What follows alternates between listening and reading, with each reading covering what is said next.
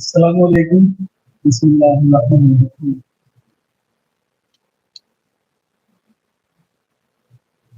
آج کے اس پروگرام کے صدر محترم جناب سید تنویر احمد صاحب، مہمان خصوصی محترم پروفیسر اختر واقع صاحب، دیگر مہمانان، لیڈیز اینڈ جینٹلمین،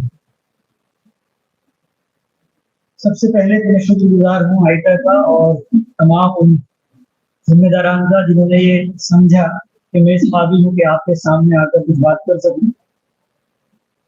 مجھے نہیں معلوم کہ میں کتنا جسٹس کر پاؤں گا، لیکن اپنی طرف سے کوشش کروں گا.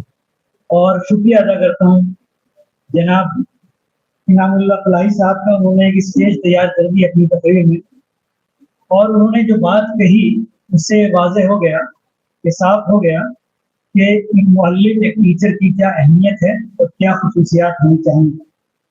اور ایک ٹیچر چراغ کی مانند ہوتا ہے، یہ بات صاف ہے، ظاہر ہے، لیکن بات ہمیں یہاں سے آگے لے جانی ہے اور یہ سمجھنا ہے کہ اس چراغ کو بناتا کون ہے، یہ انلائٹنمنٹ کرتا کون ہے، کیسے ہوتا ہے، کب ہوتا ہے.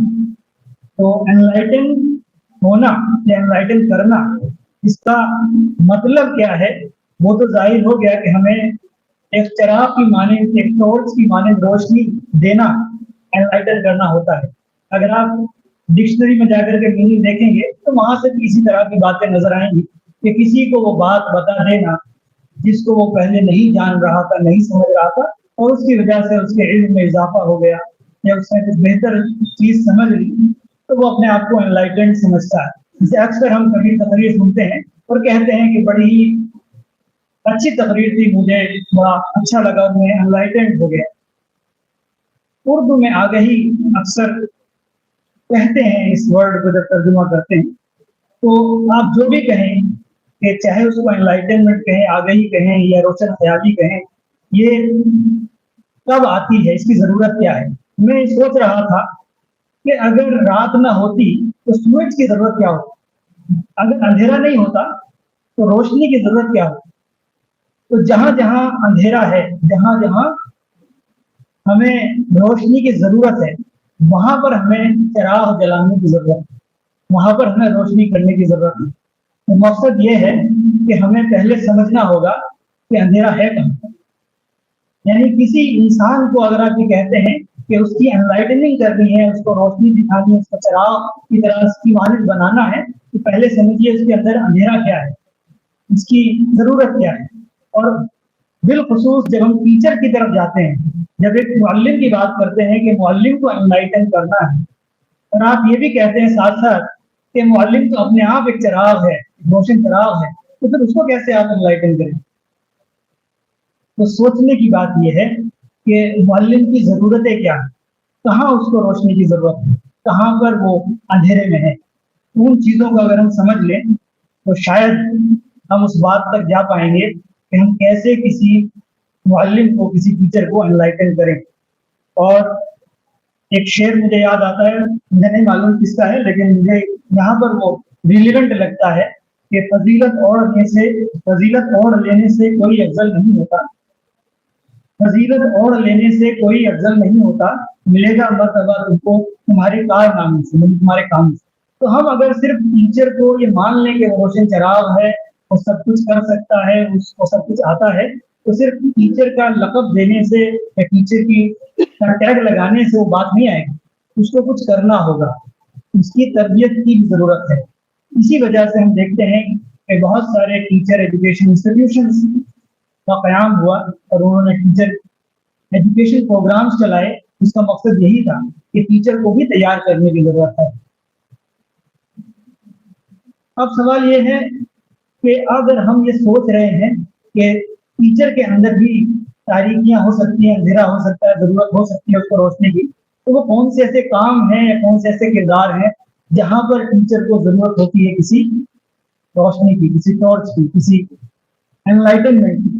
تو سب سے پہلی بات آج کے دور میں یہ بہت واضح ہے، آپ کہیں بھی کسی تقریر میں بھی سنتے ہوں گے، کتابوں میں پڑھتے ہوں گے کہ ٹیچر کا کام صرف اور صرف کلاس روم میں तदरीस नहीं या डिलीवरिंग ऑफ लेक्चर नहीं, बल्कि उसके बहुत सारे दूसरे अहम किरदार हैं, दूसरे जिम्मेदारियां हैं। जैसे वो एक गाइड है, वो एक मेंटर है, वो एक फैसिलिटेटर है, वो एक दोस्त है, वो एक क्लासरूम मैनेजर है, वो एक ऐसा पर्सन है जो केयर करता है अपने तालिब इल्म की, अपने स्टूडेंट्स की। तो एक लंबी लिस्ट बनेगी अगर मैं उस चीज को बयान करने जाऊं कि कौन कौन सी जिम्मेदारियां हैं, कौन कौन से रोल हैं जो एक टीचर को अदा करने होते हैं।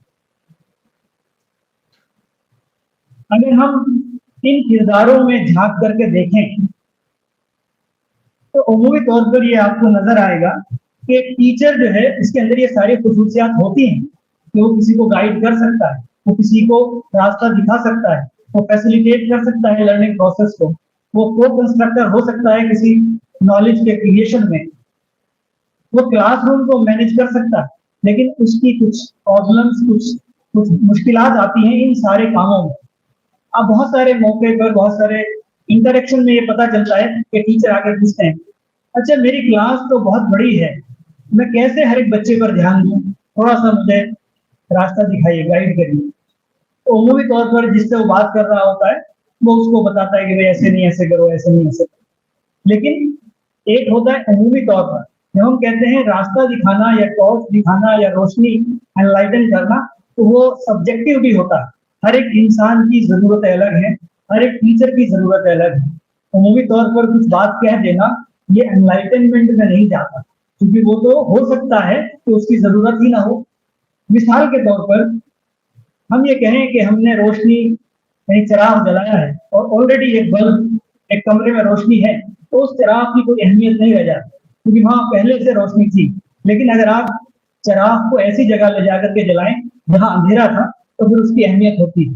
तो मकसद यह है कहने का कि चिराग जलाना, रोशनी करना, एक टीचर को चिराग की मानी समझना ये अलग बात है, लेकिन उसको सही जगह पर लेकर जलाना या जाकर के रखना ये अलग बात है। और ये हमारी जिम्मेदारी है, और आइटन ने जिम्मेदारी को लिया है कि हम टीचर्स को या टीचर्स की वो तरबियत कर सकें, तो उनको ये समझा सकें कि आपकी जरूरत क्या है, जिसको वो खुद नहीं समझ रहे हैं, और उन जरूरतों के मुताबिक उनकी रहनुमाई, उनकी एनलाइटनिंग कर सकें। तो एनलाइटनमेंट सिर्फ और सिर्फ किसी को कोई बात बता देना नहीं है, बल्कि उसकी जरूरत को समझ करके तब उसको वो बात समझाना कि जिसकी वो जरूरत शायद खुद भी महसूस नहीं कर पा रहा है या नहीं कर रहा है, और उसकी जरूरत को समझ करके फिर हम उसको अगर रास्ता दिखाते हैं तो शायद ये ज्यादा बेहतर होगा। एक और चीज इसी मंजरनामे में मुझे लगती है कि बहुत बार हम ये देखते हैं कि बच्चे हमारे पास आते हैं, टीचर्स के पास आते हैं, और टीचर्स जो है वो उनको फैसिलिटेट करने के लिए, उनकी लर्निंग प्रोसेस को फैसिलिटेट करने के लिए बहुत सारे तरीके यूज करते हैं। और उन तरीकों में जब वो फेल हो जाते हैं तो तब वो सोचते हैं कि अच्छा देखें कहाँ से हमें ये तरीका मिले जो हमारे काम आ सके, जिससे कि हम सही तरबियत कर सके, फैसिलिटेट कर सके। तो उस सीखने के लिए, उसको जानने के लिए फिर हम कहीं जाते हैं।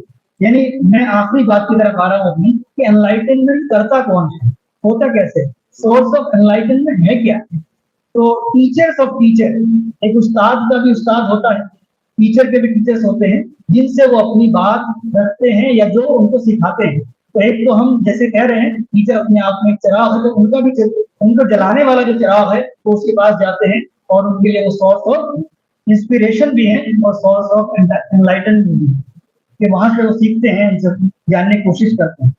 उसके अलावा एक और दूसरा जो बड़ा सोर्स है वो किताबें हैं। और किताबों के ताल्लुक से मैं कहना चाहता हूँ कि किताबों का सिलेक्शन किताबों से ज्यादा अहम है। जितना किताब पढ़ना अहम है, उससे ज्यादा अहम उसका सिलेक्शन है। बहुत बार हम बहुत सारी किताबें पढ़ते हैं लेकिन कुछ हासिल नहीं होता, कुछ खास हमें समझ में नहीं आता। तो मैं अपना वो दौर याद करता हूँ जब मैं खुद तालिब इल्म था। तो मेरी एक टीचर थी जो बाद में मेरी रिसर्च की गाइड भी बनी, पीएचडी के साथ थी। उन्होंने मुझे एक बात मेरे जहन में डाल दी कि जब भी कोई बात समझनी हो, जब भी कोई बात पढ़नी हो या किसी किसी के बारे में कुछ जानना हो या कोई कॉन्सेप्ट समझना हो तो ओरिजिनल राइटर की तरफ जाओ।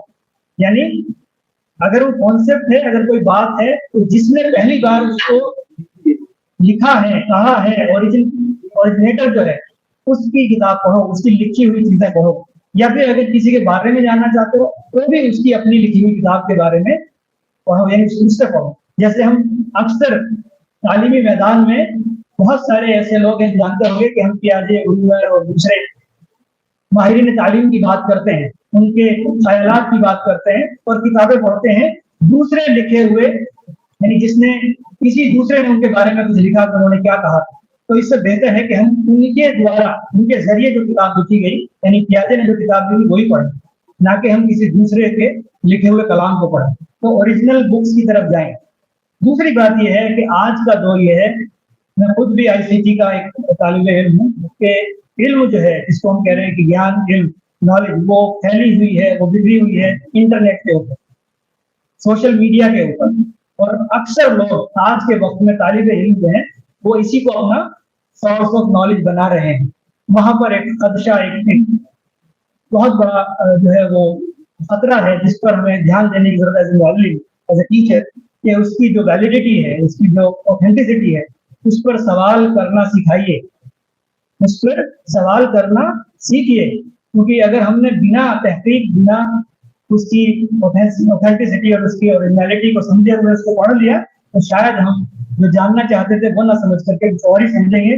और मैं कहता हूँ तो एनलाइटनमेंट नहीं होगा, वो लाइटनिंग होगी, बिजली का कड़कना होगा, जो रोशनी तो देती है लेकिन फायदा शायद कम और नुकसान ज्यादा होता है। तो हमें जरूरत है कि आज के दौर में, जिस दौर में हम जी रहे हैं, जिंदगी हमारी गुजर रही है, उसमें इंटरनेट और जो सोशल मीडिया है उस पर भी अपने तालिब इल्मों को भी और उस्ताद को भी, सबको समझने की जरूरत है किस तरह से उससे मुफाद, उससे फायदा उठाया जाए।